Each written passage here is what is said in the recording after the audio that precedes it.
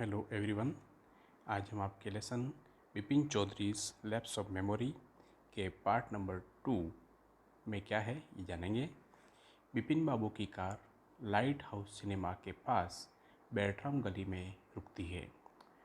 उन्होंने कार में बैठकर ड्राइवर सीताराम से गंगा के किनारे किनारे चलने के लिए कहा। स्ट्रैंड रोड पर गाड़ी चलती हुई विपिन बाबू अपने आप में विचार कर रहे हैं और सोच रहे हैं कि किसी एक घुसपैठी की तरह बात करने वाले इस आदमी पर इतना अधिक पछतावा नहीं करना चाहिए, क्योंकि वे कभी रांची गए ही नहीं थे। उन्हें उस घटना की जो मात्र 6 और 7 साल पहले हुई थी उसके बारे में भूल जाना चाहिए। वह अकल्पनीय लग रहा था।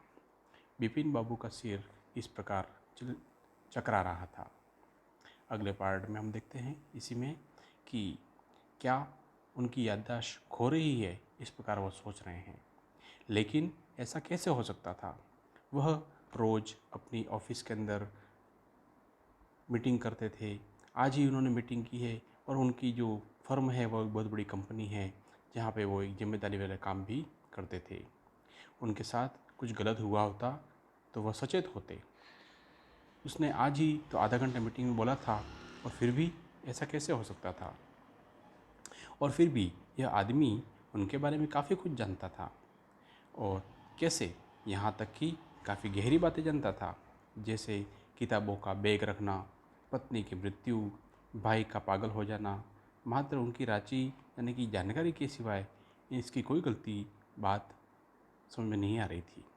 लेकिन पूर्णतः झूठ था, क्योंकि 1958 में अक्टूबर के महीने में वह अपने मित्र हरिदास बागची के घर कानपुर गए हुए थे। उसे इस बारे में लिखना चाहिए था, पर नहीं, क्योंकि हरिदास को नहीं लिखा जा सकता, क्योंकि विपिन बाबू को याद आया कि हरिदास अपनी पत्नी के साथ जापान रवाना हो चुका था। उसने उसके बारे में पता कर भी नहीं सकता था, क्योंकि उसका पता उनको मालूम नहीं था। विपिन बाबू स्वयं से कहते हैं, लेकिन इस बात को साबित करने की क्या आवश्यकता है, क्योंकि मुझे स्वयं पता है कि मैं कभी भी रांची नहीं गया हूँ। और यही बात है। नदी की ताज़ी हवा जो है वो बह रही थी और उनके दिमाग को ठंडा कर रही थी। फिर भी विपिन बाबू के दिमाग में अशांति थी। हेस्टिंग्स के पास आकर के विपिन बाबू जो हैं वह अपने पैर के पैंट को ऊपर करते हैं और घुटने को देखते हैं, और घुटने को देखने का निश्चय किया। वहाँ पर उन्हें एक पुराना 1 इंच लंबा सा कट का निशान दिखा। यह चोट कब लगी यह कहना मुश्किल था, क्योंकि वह उनको मालूम नहीं था, भूल चुके थे इसके बारे में। क्या कभी बचपन में उनको ऐसी चोट लगी हो, ऐसा संभव था? उन्होंने ऐसी घटना को याद करने का प्रयास किया, किंतु लगभग असफल रहा। तभी विपिन बाबू जो हैं उनको दिनेश मुखर्जी के बारे में याद आती है। उस आदमी ने कहा था कि वह उस समय वहाँ था। उसको इसके बारे में पूछना अच्छा रहेगा क्या? वहाँ यहाँ पास ही बनी नंदन गली में रहता है और अभी ही जाया जाएगा। लेकिन फिर अगले ही क्षण वह कभी रांची नहीं गया होगा तो दिनेश क्या सोचेगा कि मैं उसके पास यह सुनिश्चित करने गया हूँ? वह निश्चय ही सोचेगा कि क्या मैं पागल हो गया हूँ। नहीं नहीं नहीं, उससे पूछना बहुत ही हास्यास्पद रहेगा। और वह नहीं चाहता था कि दिनेश उनके बारे में ऐसा सोचे, क्योंकि उसकी जो टिप्पणियाँ होती थी बहुत ही व्यंग्यात्मक होती थी।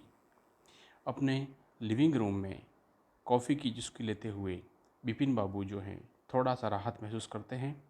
कितने शैतान और उपद्रवी होते हैं कुछ लोग, जो मात्र उनके पास करने को कुछ नहीं होता तो दूसरे लोगों के बालों में उंगली करने लगते हैं। इस प्रकार वह विचार कर रहे थे। रात के खाने के बाद में एक नए रोमांच में लेटे हुए विपिन बाबू मार्केट में मिले उस आदमी के बारे में सब कुछ भूल गए थे। अगले दिन ऑफिस में विपिन बाबू ने ध्यान दिया कि हर गुजरते हुए घंटे के साथ उनके दिमाग में पहले के दिन की घटना बार बार दिमाग में आ रही थी। अगर वो आदमी उनके बारे में इतना कुछ जानता था तो रांची के ट्रिप के बारे में गलत कैसे हो सकता था? दोपहर के खाने के बाद विपिन बाबू ने दिनेश मुखर्जी को फ़ोन करने का निश्चय किया। वे इस मामले में फ़ोन पर ही सेटल करना चाहते थे ताकि चेहरे की निराशा उनके सामने प्रकट नहीं हो। 235616 इस प्रकार विपिन बाबू नंबर डायल करते हैं। हेलो, क्या तुम दिनेश हो? मैं विपिन। हाँ हाँ, बोलिए, क्या खबर है? तो वो कहते हैं, मैं मात्र तुमसे 1958 की एक घटना के बारे में जानकारी चाहता हूँ। उसने कहा, 1958 की कौन सी घटना? क्या तुम पूरे साल कलकत्ता में ही थे? पहली बात तो मैं ये जानना चाहता हूँ, विपिन बाबू ने ऐसा कहा। 1 मिनट रुको, 58 ना, मैं डायरी में चेक करता हूँ, ऐसा उसने दिनेश ने कहा। फिर थोड़ी देर बाद 1 मिनट चुप्पी होती है। तब विपिन बाबू की दिल की धड़कन बैठी जा रही थी। उन्हें कुछ पसीना भी आ रहा था। हेलो, हाँ मुझे पता चल गया। मैं 2 बार बाहर गया था। विपिन बाबू ने पूछा, कब? तो उसने कहा, एक बार फरवरी में कृष्णा नगर के पास एक अतिथि की शादी में, और दूसरा भतीजी की शादी में, और दूसरी बार, अरे इसे तो तुम भी जानते हो, रांची की यात्रा। तुम भी मेरे साथ थे, बस यही। लेकिन यह सब जासूसी किस लिए कर रहे हो? तो वो विपिन बाबू ने कहा, नहीं नहीं, कुछ नहीं, बहुत बहुत धन्यवाद। विपिन बाबू ने रिसीवर पटक दिया और अपना सिर पकड़ लिया। उन्हें लगा उनका सिर चकरा रहा है, पूरा शरीर ठंडा हो रहा है। उनके सैंडविच जो था टिफ़िन के अंदर, उन्होंने रहने दिया, लेकिन उनके खाने की इच्छा नहीं थी, और क्योंकि उनकी भूख जो थी वह गायब हो चुकी थी।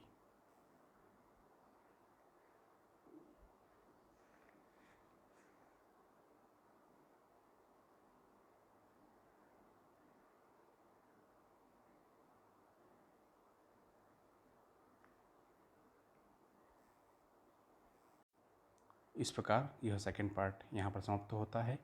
अगला पार्ट हम अगली बार देखेंगे।